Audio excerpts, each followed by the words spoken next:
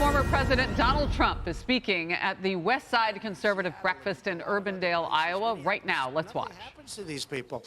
And then you look at what they've done to the January 6 people. They've destroyed them and destroyed their lives. And a lot of them didn't even go into the building. It was a disgrace. What's going on? That is a disgrace. That's going to go down in history ultimately.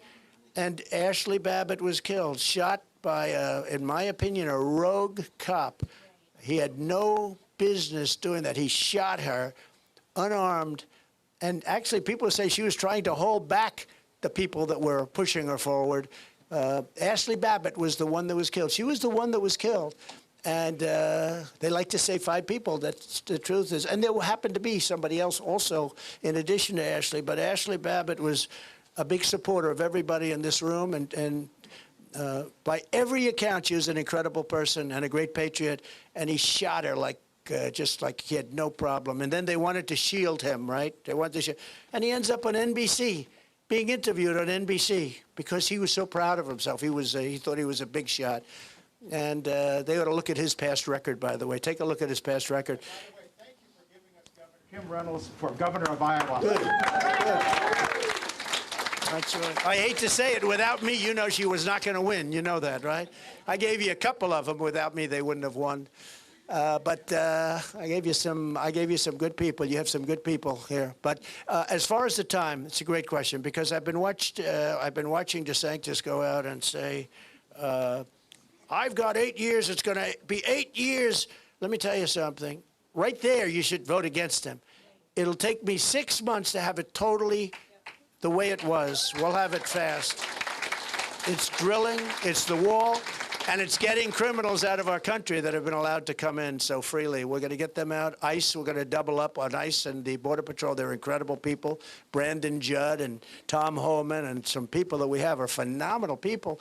But they don't use the good ones. They use very liberal, very radical left people. And it's hard to believe. You know, I did hundreds of miles of wall. Then I said, you know, we should do more. What do you think? And they gave me other locations. We were going to add another 200 miles to it. We started, would have been done within a few weeks. And the stuff was all there. They actually lifted it up and took it where Texas and Arizona can't get it. Can you believe it? Instead of saying, you guys put it up yourself, at least. But they didn't want it up. That's when I said, these guys actually believe in open borders. Who can believe in an open border? But when I heard DeSantis go out and say, and talk about 8 years, we need 8 years. You don't need 8 years, you need 6 months. We can turn this thing around so quickly. If you need 8 years, who the hell wants to wait 8 years? You don't need 8 years. I'll have it turned around.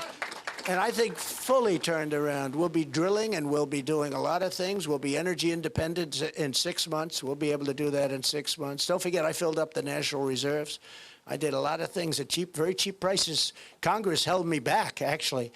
But we had a deal where I was going to fill it up for nothing, you know, when the oil was down so low because we had so much of it. We have more liquid gold under our feet than Saudi Arabia and Russia. Think of it. We have more than any other country. We were going to double up on them. We were not only going to be dominant, we were going to be beyond dominant. We were going to be bigger than Russia and Saudi Arabia ×2. We were going to make a fortune with energy. We were going to start paying off debt and further reducing taxes. It was so beautiful. It was working so great. And then they just shut it all down. So a shame. But it's not 8 years. It's 6 months. And we'll be back in business, and sooner than that. And we'll be back in business, and those tractors are going to be spending a lot less money for their energy, and the food prices are going to start coming down, and a lot of things are going to start coming down. It'll be a beautiful thing to watch, and it's going to happen very quickly. And I'm very experienced now. You know, it's not like I'm going in. Not like I'm going in and say, oh, this is a nice office. Is this the Oval Office? It takes you about a year to sort of say, can you believe this? This is the Oval Office. I won't have to say that. We're going to do it very quickly, and I think within 6 months you're going to see a major part of the comeback. Not 8 years. He'll stop saying that, watch. He's going to stop saying that, because if he needs 8 years to turn it around, he's saying, well, I'm going to, you know, I can be, let me tell you, I'll go 4 years, and if I do a great job, we're going to have a great Republican, somebody. It's going to go another 4 years or 8 years. So it doesn't make any difference. But when he says 8 years, every time I hear it, I wince, because I say, if it takes 8 years to turn this around, then you don't want him You don't want him as your president. You ought to go to the third, fourth, fifth, or sixth guys, but they're usually polling at about 1%. Okay, thank you. Thank you. All right, well, we'll do one more. Go ahead. Go ahead. Hi. Hi, President Trump. I just graduated high school 2 weeks ago. Great. Thank you. And so my question for you is, since your last term in office, there have been a lot of attacks on education in terms of censorship and all of that. So I was wondering what your thoughts were on parental control and that kind of thing within schools, school choice, and all of that. Education is very important to me, so wanted to hear your thoughts on that. So Thank you. very good question. Congratulations, by the way. Good. Were you a good student? Were you good? Pretty good. Okay, just pretty good. She just got a $180,000 scholarship, a naval scholarship to go to Yale. Wow. Oh, wow. She's very modest. She's very modest. That's fantastic. That's great. Congratulations. Very big on school choice. Can you imagine we even have to talk about parental control and basically having parents get involved? We have school systems that don't even want to talk to the parents about their children. And you talk about changing gender and things where the child can make a choice and the child can be unbelievably young. The country has gone sick. It's gone sick. And I don't like the term woke because I hear woke, woke, woke. You know, it's like just a term that half the people can't even define it. They don't know what it is. But you look at these things like women getting, competed with, men that were men and are men, and they're out there swimming and setting records. You see the records that are being broken? Records that lasted for 19 years are being broken by, 30 seconds. They're trying to win by a 16th of a second in swimming on one of the events. A 16th of a second they're trying to win for years. And a guy comes along and breaks the record by, numbers that will never be broken again. Unless you have another guy come along, and then he'll probably have it broken. The whole thing is crazy. I'm not a fan of LeBron James, but I said, if I were the coach of a women's basketball team, I would have the greatest team. I'd say, LeBron, would you like to become a woman? And I'd go to another 4 or 5 big guys, and I'll say, how about we will be undefeated for many, many years. There will never be anything like it. I'll go down as the greatest coach in history. They'll say I was the greatest ever.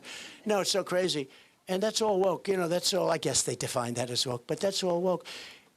We have to bring common sense back into the country. People say, oh, you're conservative. I said, yeah, I'm conservative. But more important is I'm a person with common sense. And so are the people in this room. And our country needs common sense back in leadership. We had great common sense for 4 years, and we produced the greatest economy ever. I rebuilt our military. I mean, the $85 billion was massive, but it was just a small portion of what we rebuilt. It was a massive amount, but a small portion. But when you look at what we did at the border, when you look at what we did in every single aspect, even right to try, where we had for 58 years they've been trying to get this, where we have very far-reaching drugs that were good, but they're not approved by the FDA, and somebody's terminally ill. And we couldn't get the drugs. They'd go to Asia, or if they're poor, they just go home and they die. They have no hope. But they'd go to Europe. They go all over the world looking for something, and I signed a bill. Very hard to get, actually very complicated, because the drug companies didn't want it, the labs didn't want it, the doctors didn't want it, because, they thought they had liability. I signed a non-liability clause. I got it approved. And everybody's happy. We've saved, with Right to Try, we've saved thousands and thousands of lives of people that are terminally ill. And people would say, well, we can't do that because they may die. I said, they're going to die anyway. And yet they were in there for close to 60 years now trying to get that approved. And I got it approved through Congress. I got it approved. You had to go through Congress on that one. And we're saving lives, tremendous numbers of lives. I'm very proud of that one, Right to Try. It sounds easy. You'd think it would be easy to get it approved, actually, but it was very, very tough. Gone for many, many years. I took care of the vets better than anybody. We had a 92% approval rating, and now it's going way down, I understand. But we had a lot of bad people in the VA, and you weren't able to fire them because of civil service and various other reasons. And I got that taken care of, and we let go of 9,000 really bad people. And I also, people were waiting in line for literally months, and some people were becoming terminally ill because they couldn't get something taken care of early. And I said, you wait in line, and you have to wait in line for more than 24 hours. You go outside to a private doctor. We pay the bill, and you get yourself taken care of. We went up to and it actually saved money, as opposed to you'd think it would cost. It actually saved a lot of money. But when you think of it, we did things that nobody's ever done. With the VA, we had a 92% approval rating. Nobody has ever been. We were 36 points higher than previous. So we're very proud of what we did for the vets and what we did for the military and what we did for the farmers. So I want to thank everybody for being here. And we have a nasty race ahead of us because, you know, we have the communists, the Marxists, the fascists after us. We have a lot of bad people after us. We have a lot of very bad people in this country. And fortunately, we have mostly great people in this country. And really, the people in this room, right from the beginning, we struck a chord. I didn't even have to work too hard with that. I worked hard once I got into office to produce all the things I said, but we'll do that again, and we'll do it in spades. We're going to do a great job for the farmers, the manufacturers, but we're going to do a great job for your state. And I just want to thank you for your support. You've been incredible, and for your leadership. You people have been amazing. And thank you very much, Matt, everybody. Thank you very much. Thank you, everybody. We'll see you soon. Thank you.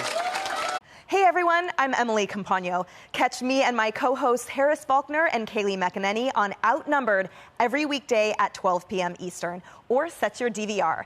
Also, don't forget to subscribe to the Fox News YouTube page for daily highlights.